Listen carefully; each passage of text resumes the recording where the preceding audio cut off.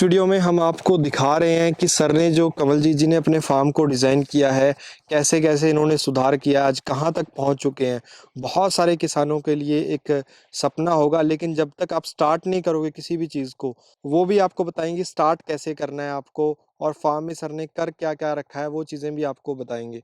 तो यहाँ पर आपको मैं दिखाना चाहूँगा, अभी गेट में एंट्री हम करेंगे, आगे जाएंगे, और इधर सर के जो खेत हैं, ओपन जो फसलें हैं सर, इनका कॉन्सेप्ट आप एक बार बता दीजिए, उसके बाद हम अंदर चलते हैं। सर ये आपने इस तरीके से लंबे खेत को क्यों डिजाइन कर रखा है? नॉर्मली हमारे खेत ऐसे नहीं होते हैं हाँ, हाँ। हरियाणा पंजाब में। देखिए, देखिए ये आप ये सरसों देख रहे हो ना? जी, जी। ये सरसों 24 इंच पे इसकी सोइंग हुई हुई है। जी, जी। आपको ये प्लेन में दिख रही है सोइंग हुई।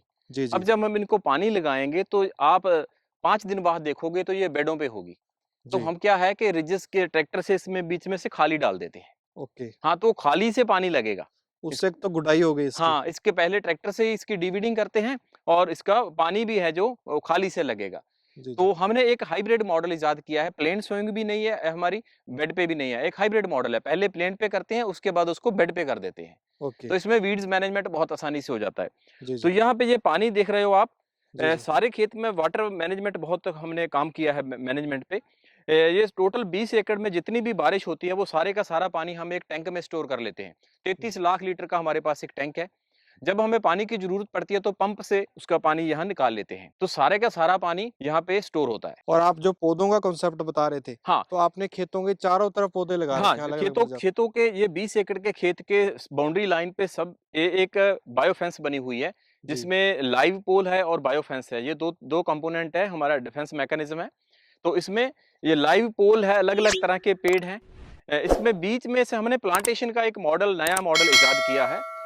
प्लांटेशन के पहले 2 ही मॉडल थे। एक तो ऑर्चर्ड मॉडल था, जो केमिकल फार्मिंग की देन है, और जी। दूसरा मॉडल जो सुभाष पालेकर जी ने दिया, मल्टी लेयर मॉडल कह लें उसको, चाहे तो वो पर्माकल्चर कह लें, वो ज़्यादा डेंस प्लांटेशन मल्टी लेयरिंग का। जी, जी। लेकिन डॉक्टर पेला ने एक नया मॉडल दिया था, एलिस मॉडल।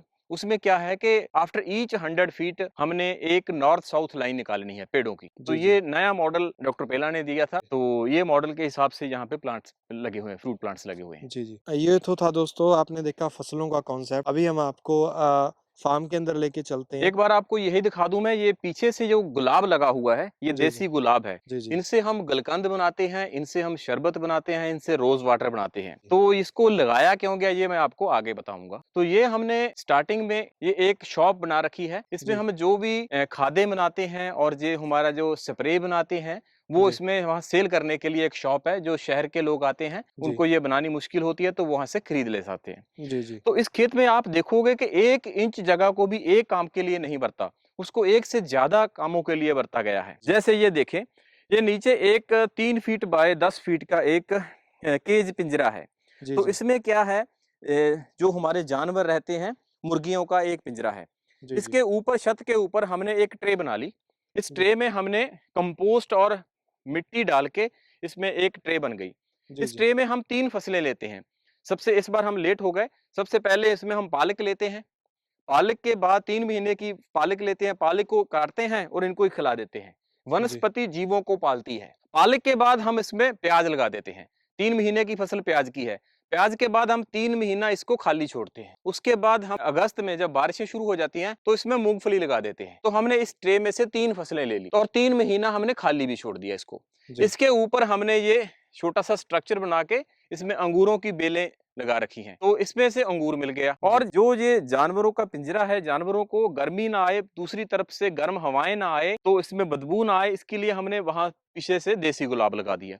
तो जी, जी। इतनी जगह में हमने कितना कुछ बिल्कुल, ऐड बहुत कर दिया कमाल की चीज़ है। है। अंदर तो इससे मुर्गियाँ भी हैं, ऊपर खाद भी तैयार हो रही है, ऊपर पौधे भी हैं। हाँ, तो जी। इसके लिए हमने साथ में ये वर्मी कंपोस्ट यूनिट बना दिया। जी। इसको आगे लगातार इसको चलाते थे तो ज़्यादा इन्वेस्टमेंट ज़्यादा होती थी। इन्वेस्टमेंट हमारा बजट था 1 लाख का, और 1 लाख में हमने सोर्स ऑफ इनकम जनरेट करना था। तो ये जी। हमारा रास्ता था जाने के लिए। ये रास्ता वेस्टेज पड़ा था, इसमें कोई कुछ आमदनी नहीं हो रही थी। तो हमने ये 3 मरले जगह की एक स्ट्रिप ले ली 5 फीट की। इसमें जी। 1 लाख रुपए की इन्वेस्टमेंट करके यहाँ से हमने सोर्स ऑफ इनकम जनरेट किए हैं। तो ये जी। वर्मी कंपोस्ट यूनिट है। तो ये अलग-अलग मुर्गियों की ब्रीडें हैं। जी, तो जी। इसमें हम इनके अंडे नहीं सेल करते, जी। इनकी हम ब्रीड सेल करते हैं। ये जी। इसमें एक हैचरी लगी हुई है। उस जी। हैचरी में जो भी अंडे आते हैं उसमें रख देते हैं। मुर्गियों को कैसे यूज़ करते हो आप खेत में? मुर्गियों की हमें इनकी ड्रॉपिंग की ज़रूरत है। हमें इनकी बीट की जरूरत है, जी। हमें तो वो चाहिए, जी। इसके अलावा जो भी मिल जाएगा वो बोनस है। मेरा तो मतलब इनकी जो ड्रॉपिंग है उनसे है, मुझे तो इनका एक्सक्रीटा चाहिए, इसके अलावा जो मुझे देती है वो बोनस है। अगर तो मैं इसको फीड बाहर से लेकर डालूं तो मुझे देखना पड़ेगा कि मुझे कितनी कॉस्टली पड़ती है, लेकिन मैं बाहर से कुछ भी नहीं डालता। मेरी जो वेजिटेशन है, वनस्पति है, वही जीवों को पालती है।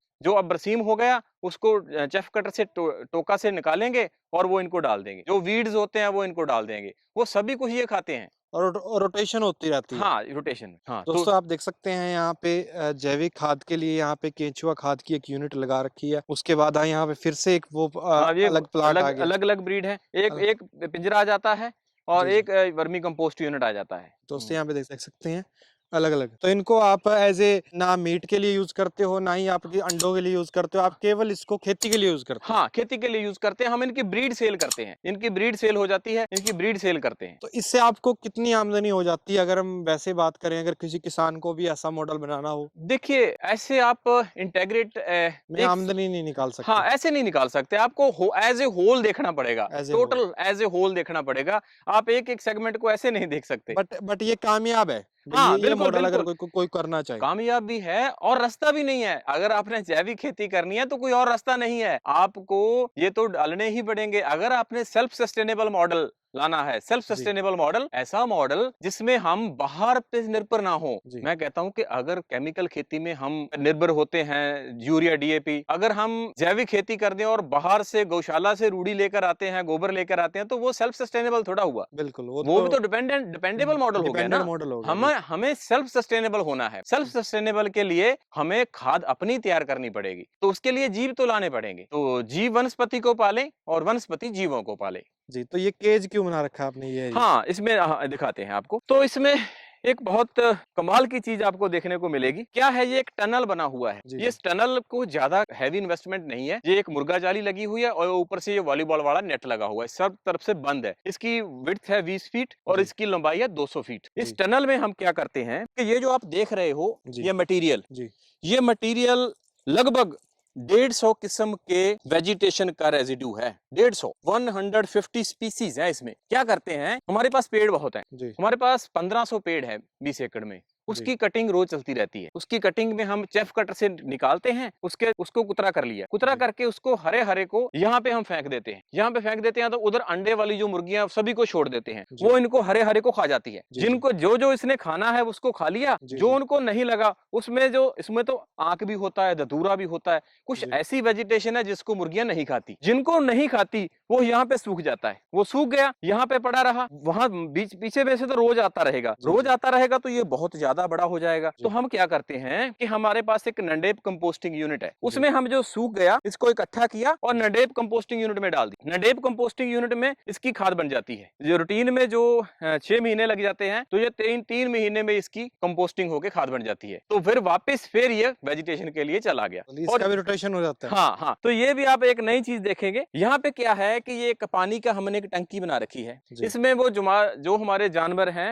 मुर्गियां हैं, बत्तखे हैं, वो सभी यहाँ से पानी पीते हैं जी। और इसके बीज भी बढ़ जाते हैं और बीच में इसमें जो अपनी वो ड्रॉपिंग भी छोड़ देते हैं। इसको बीच में नहाते रहते हैं, बीठे मारते हैं, वो सब कुछ इस एक्सक्रीटा इसमें छोड़ देते हैं। तो ये हम क्या करते हैं कि इस पानी में न्यूट्रिशन आ गया, पौष्टिकता आ गई। ये किसी वेजिटेशन की खुराक है। तो जी। हमने यहाँ से इसको गेट वाल्व से यहाँ पे वो टंकी में ले गए, वहां चला गया ये पानी रोज की रोज। सुबह को नया आ गया और शाम को वहां उधर चला गया। जी। उधर हमारा अजोला यूनिट लगा हुआ है। जी, जी। उसमें ये पानी में वो अजोला पल रहा है। अजोला पल रहा है तो अजोला तो जो जीवों के अपने मल मूत्र से वो अजोला को पाल दिया, उनको पोषण कर दिया। जी। तो अजोला क्या करेगा, वो मुर्गियों का पोषण करेगा। वो अजोला को कौन खाएगा, वो मुर्गियां खाएंगी। मुर्गियां तो खाएंगी। वनस्पति जीवों को पालती है, जीव वनस्पति को पालते हैं। यही फार्मूला है खेती का। ज्यादा गर्मी सह नहीं सकता ये जो अजोला है। इसके शेडिंग करने के लिए हमने एक स्ट्रक्चर डाला है। इसके ऊपर बांस हम का। हाँ, इसके ऊपर हम जाड़ करेला चढ़ा रहे हैं। अभी मौसम नहीं है, जब मौसम खुलेगा तो इसके ऊपर जाड़ करेला चढ़ जाएगा। तो जी। इतनी जगह से हमने जाड़ करेला भी ले लिया और यहाँ से हमने अजोला भी ले लिया। और इधर आपने कड़ी पत्ता वगैरह हाँ, ये लगा रखा इधर हमने हेज बना रहे हैं कड़ी पत्ता से। पीछे जो हेज बनी है वो मेहंदी से है। है। इसका क्या फायदा है सर?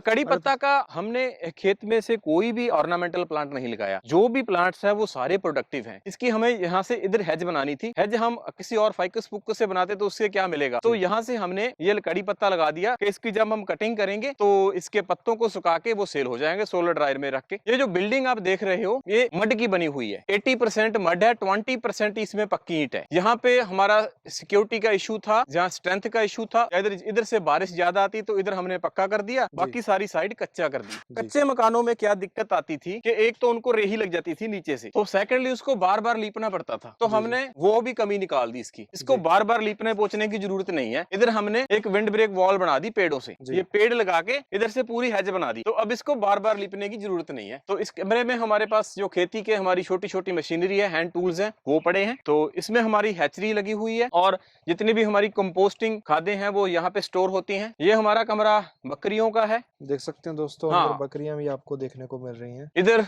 ये कमरा हमारी एक मुर्गियों की ब्रीड है, कड़कनाथ, उनका है। के बाद ये मुर्गियों की एक और ब्रीड है RIR। इधर वाली जो भी ब्रीडें हैं वो अंडों के लिए हैं, उधर वाली ब्रीड वो ब्रीड के लिए थी। ये बत्तखें हैं छोटी, ये भी अंडों के लिए हैं। तो मेन इसका हमें प्रिंसिपल फोकस इनके एक्सक्रीटे पे है। वो जो हमें अंडे मिल रहे हैं वो तो फ्री में बोनस है। तो ये पानी गर्म करने के लिए देसी गीजर है, इसमें हम लकड़ी बालते हैं और जो राख आती है उस राख को हम फिर वापस खेत में यूज करते हैं। आपने एक वहां पे एक कंडा लगा हुआ भी देखा होगा गेट में, बिल्कुल बिल्कुल। हाँ, उसमें हम क्या करते हैं कि हमारे पास लकड़ियां बहुत हो जाती हैं, हम गाँव के लोगों को राख के बदले में लकड़ियां देते हैं।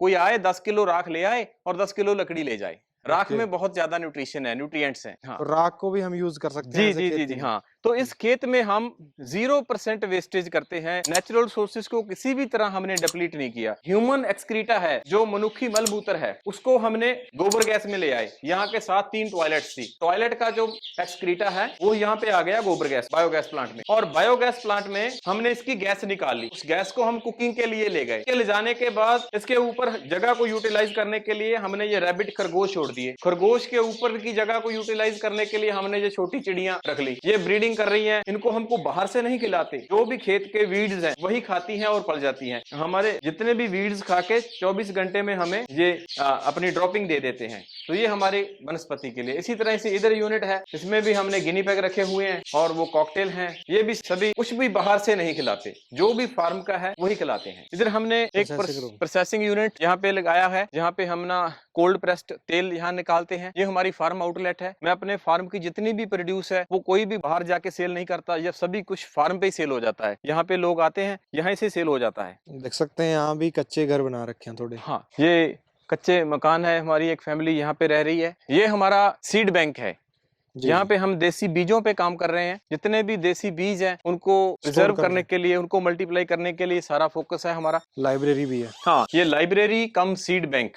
दोस्तों देख सकते हैं यहाँ पे अलग अलग तरीके के सीड भी हैं और लाइब्रेरी भी है, और स्ट्रक्चर बहुत जबरदस्त है। इधर ये 3 रूम हैं। इन तीनों रूमों में हम लग्जरियस टूरिज्म नहीं करते, टूरिज्म करते हैं लेकिन हम एजुकेशनल टूरिज्म करते हैं। हमारे पास ये 3 रूम है, 2-2 लोगों के इसमें रहने की व्यवस्था है। हम कोई खेती सीखने के लिए आता है तो उसको यहाँ पे रहने की व्यवस्था है। इसमें हमारा एक पैकेज है, 3 दिन और 2 नाइट कोई स्टे करना चाहता है तो 3000 पर हेड के हिसाब से हम यहाँ पे स्टे कर सकता है। एक हमारी जो 5 डे ट्रेनिंग है मंथली, एक बार जब मैं पहले कह चुका हूँ, उसमें इसका हाँ, उसमें इसका यूजेज करते हैं। तो ये 3 रूम हो गए और ये हो गया हमारा डाइनिंग रूम। इसमें जो डे टाइम के लोग विजिट करते हैं, विजिटर आते हैं, उनको बैठने के लिए, उनको खाना खाने के लिए ये डाइनिंग रूम हो गया। तो इधर हमारी ये किचन हो गई। इस किचन में भी हम कोई भी ऐसा फूड नहीं देंगे जो हमारे फार्म का नहीं है। अपने फार्म का ही जो हमारा पुरातन विरासती तरीके से कुक किया हुआ है वही हम यहाँ पे खिलाएंगे। जो आपका अपना है वही, हाँ, जो अपना है, जो फार्म का है वही, को बाहर का कुछ भी नहीं मिलेगा यहाँ पे, आपको कोक नहीं मिलेगा यहाँ। तो इधर ये जो बिल्डिंग बन रही है, ये ट्रेनिंग, हाँ, ये ट्रेनिंग इंस्टीट्यूट है। ये doctor Om Prakash Rupala training institute है, खेती केंद्र है। तो उसकी ये बिल्डिंग बन रही है। ये बिल्डिंग 3-4 महीने में बन जाएगी। तो उसके बाद हमारे पास 20 लोगों के रुकने की यहाँ पे व्यवस्था हो जाएगी। दोस्तों उम्मीद है आपको एक अच्छी जानकारी देखने को मिली होगी। तो इस वीडियो को लाइक करें, शेयर करें। अगर आप ट्रेनिंग लेना चाहते हैं, स्टे करना चाहते हैं तो आप सर से संपर्क कर सकते हैं। सर का मैं सर एक बार नंबर बता दीजिए। मेरा नंबर, मेरे फार्म का नंबर है 9814072072, 981442 तो सर से आप संपर्क कर सकते हैं। अगर आपको पूरा कॉन्सेप्ट यूनिक लगा है तो इस वीडियो को शेयर जरूर करें, लाइक जरूर करें, ताकि शानदार जानकारी हमारे लाखों करोड़ों किसानों तक पहुंचे। तो सर आपका बहुत बहुत धन्यवाद। Thank you sir.